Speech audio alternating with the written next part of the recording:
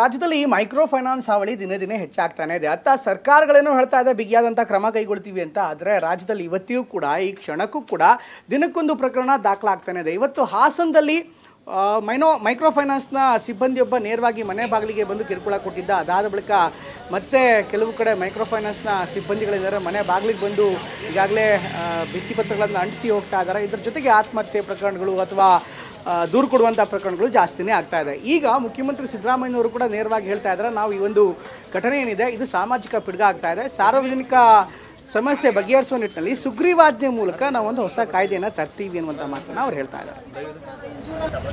ಒಂದು ತಿಂಗಳು ಕಟ್ಟಕ್ಕಾರ ನನಗೆ ಗೇಯದ್ ಬೇಡ ಸರ್. ನಾನು ಕುತ್ಕೊಂಡು ಯಾರು ಕೊಡ್ತಾರೆ ಹೇಳಿ ನನಗೆ?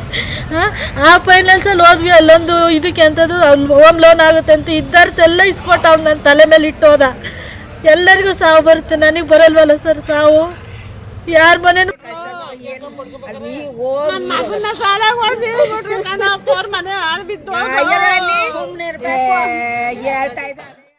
ಸುಗ್ರೀವಾಜ್ಞೆ ಯಾವಾಗ ಬರುತ್ತೆ ಸರ್? ಸುಗ್ರೀವಾಜ್ಞೆ ಮೈಕ್ರೋ ಫೈನಾನ್ಸ್ ಸುಗ್ರೀವಾಜ್ಞೆ ನೆಕ್ಸ್ಟ್ ಕ್ಯಾಬಿನೆಟ್ ಅಲ್ಲಿ ಆಗುತ್ತೆ.